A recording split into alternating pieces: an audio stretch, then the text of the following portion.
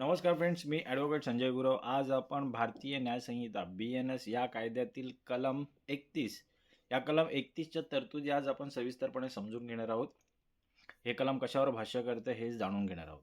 तर भारतीय न्याय संहिता BNS 2023 कायद्यामधील कलम 31 हे कलम संमती कन्सेंट या विषयाशी संबंधित असून ते प्रदाना कम्युनिकेशन संदर्भातील एक महत्त्वाचे संरक्षण देते. हे कलम विशेषतः डॉक्टर किंवा माहिती देणाऱ्या व्यक्तींना कायदेशीर कवच पुरवते.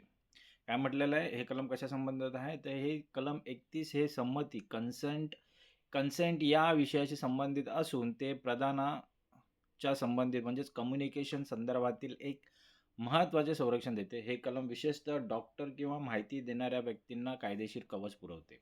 कलमाचे नाव आहे सद्भावनेने केलेला संवाद म्हणजे प्रदान.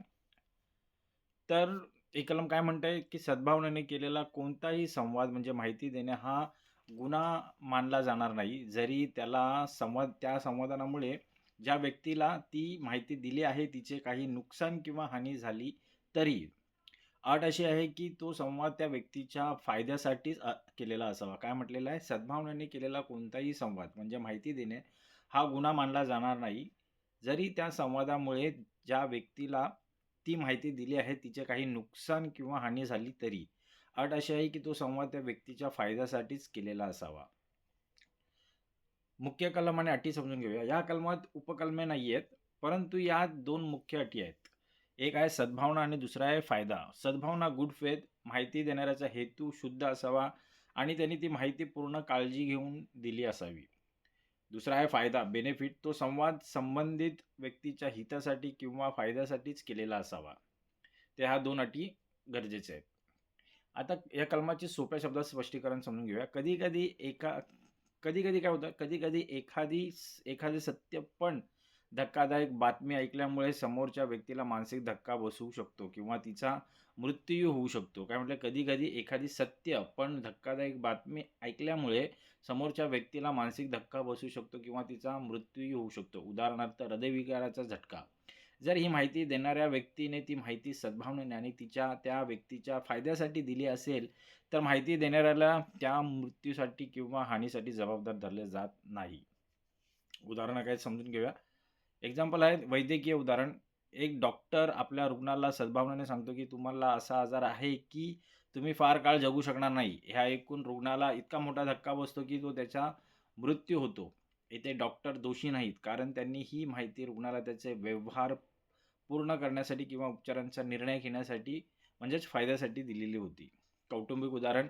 एखाद्या अपघाताची बातमी नातेवाईकाला देणे जेणेकरून तो तातडीने मदत करू शकेल, पण ती बातमी ऐकून त्याला धक्का बसणे हे एक उदाहरण आहेत. ही काही उदाहरणं आहेत. आता लॅटिन मॅक्झिम काय ह्या कलमासंबंधित? त्या कलमाचा आधार सॅलस पॉप्युली इज सुप्रिमा लेक्स. याचा अर्थ काय, लोकांचे कल्याण हाच सर्वोच्च कायदा आहे आणि लेक्स नॉन कॉगिट ॲड इम्पॉसिबिलिया म्हणजे काय याचा अर्थ, तर कायदा अशक्य गोष्टींची सक्ती करत नाही यांच्याशी जोडलेला आहे. तर सत्य माहिती सांगणे हे सामाजिक कर्तव्य आहे आणि त्याचे अनपेक्षित परिणाम झाल्यास शिक्षा होऊ नये हे याचे तत्व आहे. त्या कलम का बरं अस्तित्वात आले? हे कलम प्रामुख्याने वैद्यकीय क्षेत्र आणि व्यावसायिक पारदर्शकतेसाठी आले आहे. जर वाईट बातमी सांगितल्यामुळे गुन्हा दाखल होऊ लागला तर डॉक्टर किंवा माहिती देणारे सत्य लपवतील, ज्यामुळे रुग्णाचे किंवा व्यक्तीचे अधिक नुकसान होईल. सत्याचा अधिकार आणि संरक्षणाची गरज यातून हे कलम उगम पावले आहे. हे कलम अस्तित्वात आलेलं आहे. आता या कलमाचं महत्त्व आणि उद्दिष्ट काय समजून घ्या. सत्य बोलण्याचे स्वातंत्र्य, लोकांना भीतीशिवाय खरी बातमी देण्यास प्रवृत्त करणे, व्यावसायिक संरक्षण, डॉक्टरांना त्याच्या कर्तव्यादरम्यान द्याव्या लागणाऱ्या माहितीसाठी संरक्षण देणे, नैतिक जबाबदारी, व्यक्तीला तिच्या परिस्थितीबद्दल माहिती असणे हा तिचा अधिकार आहे हे मान्य करणे. तर या कलमाचे उल्लंघन, शिक्षा आणि उपाय काय ते समजूया. जर एखाद्याने दुर्भावनेने मॅलिसप्रमाणे किंवा दुसऱ्याला केवळ त्रास देण्यासाठी खोटी किंवा धक्कादायक बातमी दिली तर त्याला हे संरक्षण मिळत नाही. ह्या कलमाचं संरक्षण मिळत नाही. शिक्षा काय आहे? अशा परिस्थितीत आत्महत्येला प्रवृत्त करणे, अबेटमेंट टू सुसाईड किंवा मानसिक छळ या कलमांखाली कारवाई होऊ शकते. उपाय काय आहेत? फिर्यादीला हे सिद्ध करावे लागते की ही माहिती देणाऱ्याचा हेतू सद्भावनेचा नव्हता. ओके. तर पुढे आहेत ह्या कलमासंबंधित असलेले न्यायालयीन प्रकरणे आणि निर्णय. या कलमाशी संबंधित खटले सहसा वैद्यकीय निष्काळजीपणा, मेडिकल नेग्लिजन्सशी जोडलेले असतात. डॉक्टर सुरेश गुप्ता विरुद्ध दिल्ली सरकार या खटल्यामध्ये न्यायालयाने स्पष्ट केले होते की डॉक्टरांनी रुग्णाच्या हितासाठी दिलेली माहिती किंवा केलेले कृत्य जोपर्यंत ते ग्रॉस नेग्लिजन्स मोठी चूक नसते तोपर्यंत गुन्हा मानला जात नाही. मग आता ह्या कलमात संबंधित असलेले संविधानिक कलमे आणि इतर कायदे समजूया. भारतीय संविधानातील अनुच्छेद 19(1)(अ) यात आहे भाषण आणि अभिव्यक्ती स्वातंत्र्य माहिती देणे हा याचाच एक भाग आहे. नंतर मग BNS कलम भारतीय न्याय संहितामधील कलम 2 सद्भावना गुड फेथची व्याख्या इथे महत्त्वाची ठरते. व्याख्या दिलेली आहे. नंतर मग रुग्ण हक्क सनद पेशंट राईट्स चार्टर रुग्णाला त्याच्या आजाराबद्दल सत्य माहिती मिळण्याचा अधिकार. तर ही काही संविधानिक कलमे आणि कायदे आहेत. कलमाची समीक्षा कशी करता येईल? तर कलम 31 हे खूप आवश्यक आहे, पण सद्भावना सिद्ध करणे हा नेहमीच वादाचा विषय ठरतो. माहिती देण्याची पद्धत कशी होती? उदाहरणार्थ शांतपणे सांगणे की आरडाओरडून करून सांगणे यावरून त्या व्यक्तीचा हेतू ठरवला जातो. हे कलम माहितीच्या अधिकाराचे रक्षण करते.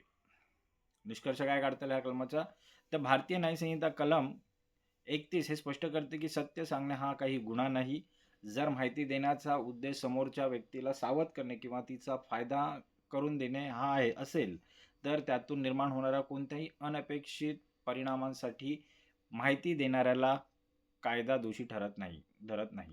तर मित्रांनो, आज आपण भारतीय न्याय संहिता या कायद्यातील कलम 31 या कलम 31च्या तरतुदी आज आपण सविस्तरपणे समजून घेतलेल्या आहेत. हे कलम अधिक चांगल्या प्रकारे समजून घेण्यासाठी हा व्हिडिओ तुम्ही वारंवार पहा, जेणेकरून या कलमाच्या तरतुदी तुम्हाला अधिक चांगल्या प्रकारे समजतील. असेच कायदेविषयक ज्ञान मिळवण्यासाठी, कायदेविषयक माहिती मिळवण्यासाठी आमचं चॅनल सबस्क्राईब करा, लाईक करा, शेअर करा आणि आपल्या प्रियजनांना, मित्रांना फॉरवर्ड करा, जेणेकरून त्यांनाही कायदेविषयक ज्ञान मिळेल, त्यांचंही कायदेविषयक ज्ञान वाढेल. तर आज आपण इथेच थांबूया. धन्यवाद.